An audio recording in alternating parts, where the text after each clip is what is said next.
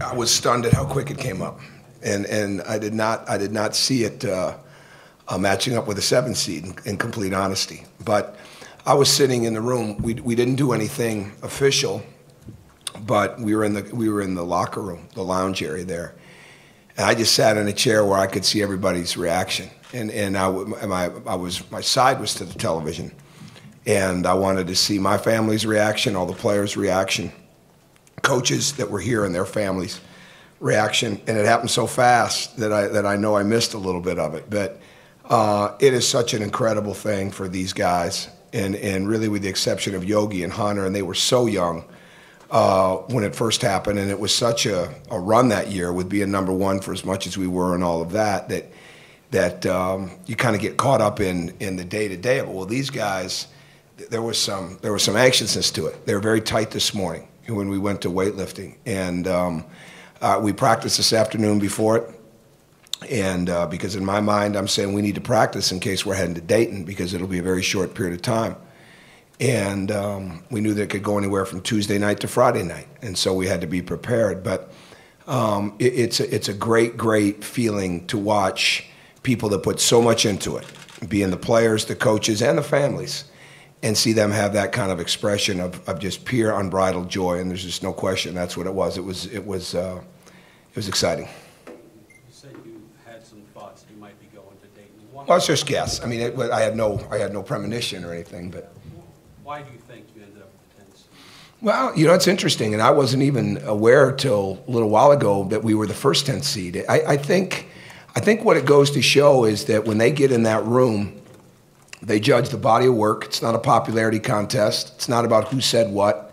It's not about predictions. It's not about opinions. It's about the fact of the work. And I think the fact of the matter is that we, from start to finish, obviously we've lost games and we've had some lulls, but we scheduled the way that you're supposed to schedule. We won some of those games. We beat some ranked teams. And we play in one of the best leagues in the country. And we play a brand of basketball that is capable of winning games. And obviously, with the youth that we have, we've got to keep improving it. And hopefully this past week showed that we can, and that we can get better, and that we are a resilient bunch. But I haven't heard the explanations yet of it, but I think there's other factors in the power of the league, and I guess that'd be a big one, but we're just proud to be in it. So I don't have an explanation, but I know that when you really want something so bad for people, like we wanted it, like I wanted to see it for these players and the coaches, that you're just happy to be in. And when you get a situation like that, it's an added bonus, and then reality sets in that you're getting ready to play an outstanding team, a team that has perennially been very good since Greg has been there. And we could talk more about that later, but a team that we're going to have to be really, really good to compete with and beat that night. There's no doubt about it. Was there, before you saw the seed line, was there any trepidation in your mind about not making it, especially with seeing like Wyoming steal that bid? Well, believe it or not, I really wasn't focused on any of that. I was very calm today. I was very calm with all of it, because you just kind of insulate yourself into the point of what you need to focus on. And I'm aware of what's out there and those type of things. But again, it just proves the point. Those things don't matter. What matters is what's done in that room. What matters is what they think, not what somebody's opinion is or not what somebody's prediction is. And I think that plays itself out when you look at the seed that we got. So to me, no, we were, it was a normal day. It was prepare for practice, work on film. I had definitely jumped into some potential teams that we could have faced in Dayton just to have a leg up. Looking at different numbers of different teams. Go to church, come back, do some more work, take a run, go to practice, get ready to roll. And other than that, very normal day and very calm.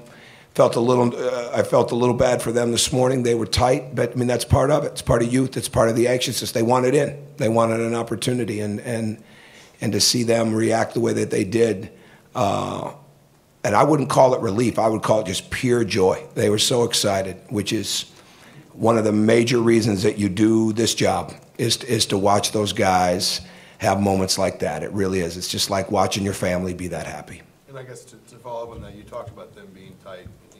As because you weren't, I mean, did you talk to them at all? Or is it something where maybe on a day like this, you just kind of have to let them experience it and just sort of let it play No, out? we've done what we've done. We got back and we focused on basketball. We focused on what we needed to get better at, and especially with our films and our meeting last night. It's not about, it was not about worrying about it. We knew, barring something unforeseen, we were going to be playing another game, okay, whether it was in that tournament or the NIT. And our focus needed to be on making sure that no matter when it was, we knew we were preparing for a game, not a team. And we had to make sure that we kept getting better. So I think we've done a really solid job of staying focused on what we could control, which has been what the mantra's been all year long anyways. And that this week was definitely about that as we prepared, for Chicago. There needed to be we needed to re-energize a little bit and sharpen up a little bit, but we also needed to see what was holding us back. And we worked hard to correct that, and for the most part, with the exception of some of the free throws on Friday night, we did a pretty good job with those things. Mike? Oh, I'm sorry. Two-part question, kind of. How's Hunter doing? And getting into that Friday game, is that good on your end, sort of give him an extra day? Oh, that could definitely work better for him. Yeah, he's shooting and has been warming up and rehabbing, moving pretty well. We didn't practice him today, but we're definitely on a belief that he's going to be back. So certainly Friday helps a great deal. Would Tuesday have helped? That's to be, I don't know. We won't have to worry about that now. But hopefully later in the week he's definitely going to keep making the progress that he's making. Because like I said the other day, it certainly could have been a lot worse. And the way it looked, it was a lot worse, but it ended up not being that way, which is very fortunate for him to not have to go through another trek like that, and for us. What stands out about Wichita State? They won 63 of their last 16 games. I didn't know that one, but I'll know a lot more about the numbers later tonight. What stands out is how physical they are, and they're very, very thick. It's eye-popping when you watch them on the screen right now with how strong and physical they are, and their guards, the inside play. I mean, they not a huge team, but a very thick, well-built, well-conditioned, weight room-built team. And the things, you're going to have to absolutely be ready for a fight on the glass. I mean, if you don't come in with that kind of mindset, it's not going to be a great game for you. You got to earn your baskets against them because of that physicality. I think they're a great screening team, so you're going to have to really do a fantastic job of navigating on defense. And they've got a couple of bona fide stars in Baker and Van Vliet. And the bottom line is they've got a bunch of other guys that really know how to play and that make each other better constantly. They get the ball inside. This is one of the most balanced teams we will have faced for the ability to shoot threes, play at the rim, and get to the free throw line. And this is where hopefully the schedule that we've played, the league that we've played in, helps prepare you for that. But I think the one thing that to me that stands out about them that they don't get a lot of credit for is how fast they are. So I think they can play a lot of different styles. They're one of the more experienced teams. You can see the experience in them because they make so few mistakes and they don't turn it over very much. And they've got a lot of positive assist turnover ratios with their players. So it's not a game where we're going to be able to go in and get by with a lot of mistakes or get by with not rebounding the ball. So we're really going to have to be on top of our game for that in a short period of time. You talked about your team not having a ton of experience. You've taken teams in Indiana and obviously Marquette as well with a lot of experience into the NCAA tournament. The team you're facing is one that certainly returns a lot of, I guess, just hands-on experience in the tournament. Is that overrated? How valuable is it? It's not overrated at all. It's this time of year, and there's nothing we can do about it, right? We've just got to understand our situation. Basketball is going to be crucial in how you come out of timeouts. Your special situations of baseline out of bounds, sideline out of bounds. You got to steal possessions at places.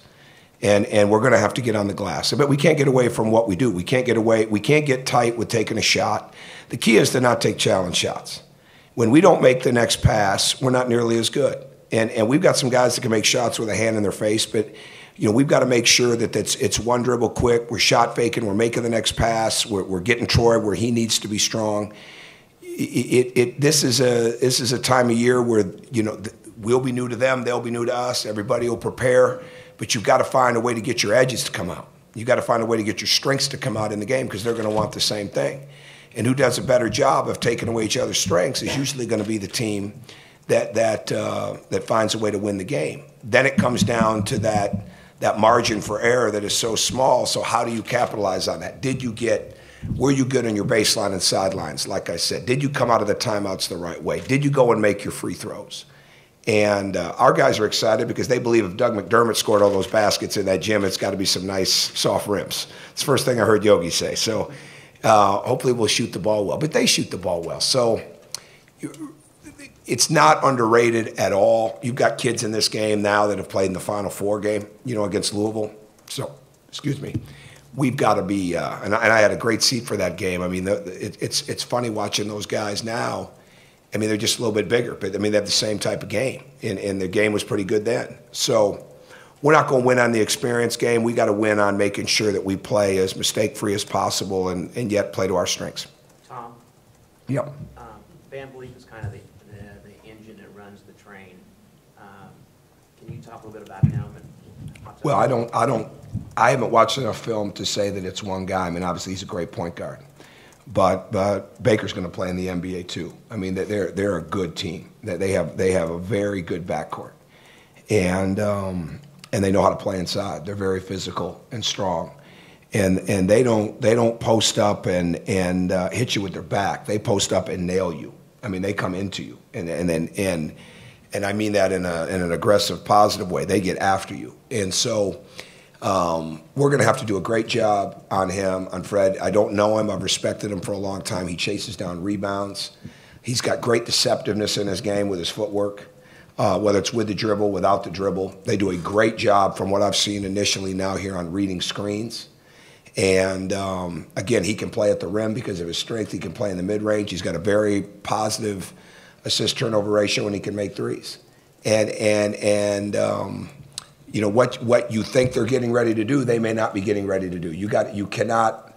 The other day with Des Wells, one thing that they've really done a great job of is Des gets down into what we call the alley area. He gets down into the baseline area, okay?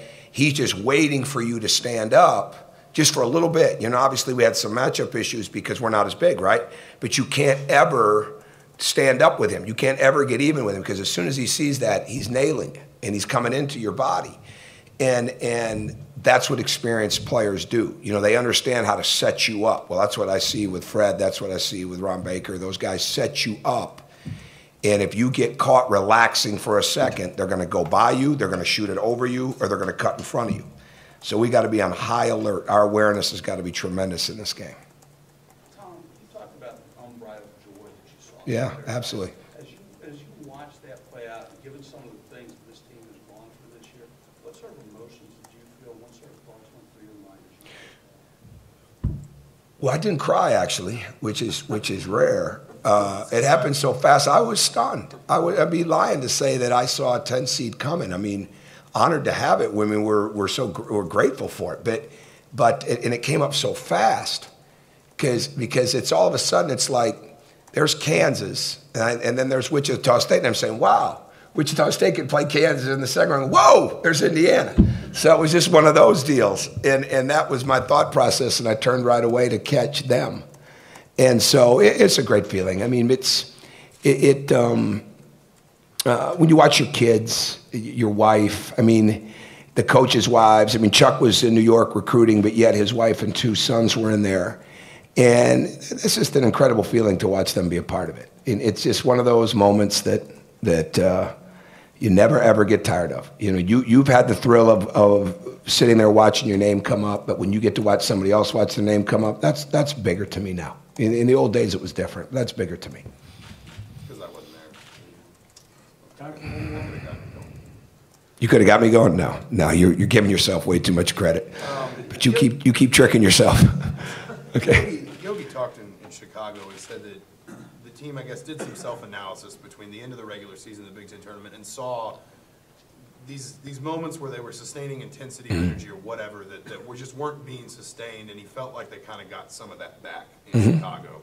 Did you see that? Absolutely. It's in the film. I mean, it's very easy to see it in the film. And like I said, you got to absorb it first. I mean, it's got to hit you in the heart, right? I mean, you got to see it and you go, whoa, I can do better here. And then you have to apply it. And it wasn't like anybody wasn't playing. I mean, think about it. That free throw rolls in. There's a pretty good chance, you know, we got the crowd behind us and we're rolling into that overtime. Everybody's excited because of the comeback. Maybe we get the win, right? It's another topic. But we didn't. So we had to really look. But even if we'd have won that game, we would have had to go in there and say, hey, we're missing some things here. You know, there's some things that we do that we're not doing as well right now.